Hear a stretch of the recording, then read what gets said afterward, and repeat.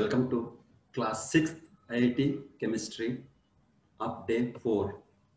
Children, in previous class we have studied about the water and its properties. We have studied about the physical properties of water, wear and solubility, etc. And how what are the soluble substances and what are the insoluble substances that we discussed. Now, in this class, we will discuss about the water. In this class, we will discuss about the potable water and how the water is purified. So first, we will discuss about the potable water. What is potable water? The water that is used for consumption, drink or drinking is called potable water. Drinking, that means the water that we are going to drink is called potable water. All drinking water, or I said consumption. Consumption means that water that we are going to consume for our personal use, such as drinking, clean the clothes, etc. For this water is called potable water. So in this potable water, so here this water contains dissolved salts and minerals. Dissolved salts and minerals are present, whereas in non-potable water undissolved salts are present, suspended impurities are present, all these are present, whereas the water that is for consumption requires dissolved salts and minerals. And this water should be free from all impurities, that is suspended impurities and also not suspended impurities. Suspended impurities means that impurities that dissolves in water, that doesn't dissolves in water are called suspended impurities, as well as harmful germs and bacteria. If suspended impurities are removed, harmful germs and bacteria is removed, then that water is called potable water, and that water is used for consumption and drinking.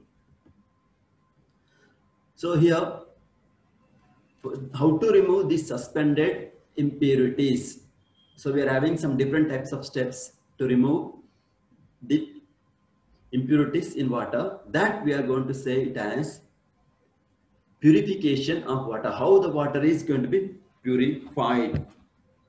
So here, water is purified by the following methods. So one is, so running water contains the following impurities. Running water means river water contains the following impurities: fine particles of clay and sand. See, in rivers we can see the clay and also sand. Clay is smooth soil, and dead organic matter such as wood, straws and dead animals. Dead organic matter. Dead organic matter means wastage of wood or straws. Straws means small grass, and dead animals are going to be seen. And bacteria, germs, all type of bacteria is present, germs are present. See, if you see the river water at the time of rainy season, we'll see the brown color water. So in that, all these particles are present. Sand is present, clay is present, wood is present, straws are present, dead animals are present, bacteria, germs and mineral salts, dissolved mineral salts are present. And also dissolved gases such as carbon dioxide and oxygen. So purification can be done by the carrying of the following steps. The first step is sedimentation. So sedimentation, what is sedimentation? So children, take one glass and pour some impure water. Okay? Or if you take water and take some soil, okay, and stir it well. Keep it aside for 5 to 10 minutes. Then observe it carefully. All the suspended particles of soil will be settled down at the bottom, and the light particles will float on water. This process is called sedimentation. the process of settling down of sediments, that means suspended impurities at the bottom of a liquid, is called sedimentation. So after sedimentation is done, the second process, so in sedimentation, these steps are followed. The first step is running water, running river water, basins, tanks or reservoirs or potash acids got added. That means for running river water, so we'll construct the reservoirs, example of dams, okay, or some tanks. In that, the river water is stopped and potash alum is added. Okay, potash alum is added. That means why this potash alum is added? Because this potash alum will settle down the suspended particles very fastly. For that, we will add the water. Then settling down of suspended solid matter at the bottom of a liquid. That means after adding this, or if the river water, running river water is stopped automatically, after some time, all the suspended impurities will be settling down at the bottom of the liquid, that is underground, and removal of large suspended particles will be done. Okay, so in this way, see, this is the river water, first one, and after soluble, that means after making them to settle down, then slowly all these particles will settle down at the bottom of the liquid. So this is okay. Then pure clear water is present. So your soluble impurities are present, but clear water is present. This process is called sedimentation. The process of settling down of insoluble impurities at the bottom of a liquid is called sedimentation. The second step is decantation.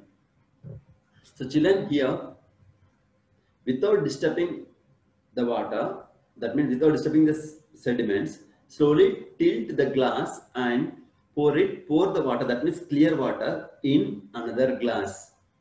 That process is called decantation. That means separation of water and sediments, or the solid that is deposited at the bottom of a liquid. We'll separate it. That process is called sedimentation. The process of separating mixtures by removing a liquid layer, that means water, that is free from sediments or solid deposited from a solution, is called decantation. The process of removing or the process of separating water and sediments that is settled at the bottom of a liquid is called decantation. Children, see here. First, that is after sedimentation. So we got like this. Slowly, you take another beaker and pour the water in this. So this process is called decantation. That means they are separating the sediments and the clear water is called sedimentation. Even if I am taking this is for solids and liquids, the next this is for liquids and liquids. See here, oil is there, water is there. Okay, same, slowly tilt it automatically. We'll see the two layers, separate layers will be seen, oil and water. Slowly tilt it, then we can separate oil as well as the water. And the next is filtration. The third step is filtration. We already studied about the filtration in previous classes. So first we'll take, first we'll take one beaker and one filtration stand, one funnel. This is the beaker and this is the filtration stand. This is the funnel. Okay. And we'll take one filter paper. This is the filter paper, or you take normal paper and fold it and just like a cone, you prepare it. Okay. Place that cone in this funnel. Okay. And slowly after that decantation water is present now, slowly pour drop by drop into this funnel. We'll see after some time a drop of water falling from the edge or at the end of the funnel. That is the clean water or clear water. So here the process of separating solid particles from a liquid by passing through filter or pores of filter paper is called filtration. And one more I'll say, you take one cloth, you make it into 2 to 3 layers and place it on the beaker and slowly pour the water. Then automatically we'll see some mud particles are going to be sticking to that cloth. That process is also called filtration. See here, this is the glass panel. See here, solid residue is present and filtrate. Filtrate means this is the pure water from suspended impurities. That means all undissolved impurities are removed. So all undissolved impurities will be removed by three methods. One is sedimentation, decantation, and filtration. See here, water is passed through the filter paper or a bed of sand and gravel. That means if you are taking less amount of water, we will use this method. If you are using for the larger amount of water, we will take sand and gravel. Sand and gravel. And removal of fine suspended impurities. Any suspended or insoluble impurities are present on filter paper, then clear water is obtained. So here, see, if you are pouring it clearly, all these water, and at last we'll get the clear water. See, if it is for the water treatment plant, such as we are having the reservoirs at that time, so here decantation will be done. Sorry, here sedimentation will be done. From here, the water is going to be taken to this tank. This is sedimentation. This process called here decantation. Decantation. If any some more impurities are present, so again we'll add the alum and lime. Alum means potash alum. So it is just like white in color, and we'll add it automatically. Whatever the impurities that are present, again they are going to settle down at the bottom, and again the water is separated through pipes. So here sand, gravel and beds are present. This water is going to be sent into it. Slowly it will filter here. Whatever the undissolved impurities are present, so they are going to stick it to this layer, and this pure water is going to be coming out here. And here we'll add some chemicals that while we'll add some chemicals means to kill the germs, harmful germs that are present in water. And simply this water is going to be sent into the tanks. Again, it is sent to our homes through pipelines. So the next step is, see, by these methods, we have removed the suspended or insoluble impurities. Now, how to remove the soluble impurities such as bacteria or all these? To this, so the method is sterilization. That means removal of germs and bacteria is known as sterilization. That means we'll remove the bacteria and germs by adding some chemicals. Okay, we'll sterile it. That is called sterilization. So sterilization can be done by these methods. One is boiling air and sunlight. Boiling air and sunlight. Next is exposure to sunlight. Always, that means if you are boiling and water in the reservoirs is exposed to air and sunlight for larger surfaces in the larger area. Next is oxygen helps in burning, and sunlight has the effect of burning the germs up to death. That means whatever the germs that are present in water, due to this oxygen and sunlight, the germs will be died because the heat is going to be increased due to the oxygen present in water. The next is limitations. So this is not applied for large scale. That means sunlight can't reach the bottom layer of the water and can't be highly effective in removal of germs. So the next method is boiling. One is sterilization, that means exposure to sunlight. The second method is boiling. So prolonged boiling can destroy. That means, see, if you are boiling for larger times, then that we can destroy the bacteria that cannot survive at high temperatures.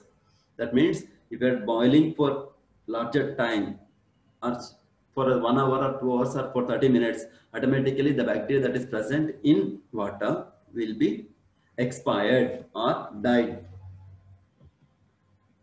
So here cannot be applied for larger scale. That means this is also cannot be applied for larger scale, because only if some amount of water is present, so we can apply it. But it is for the dams or for the reservoirs or for the lakes. For these cases, we won't apply this boiling. The next is third method is chemical treatment.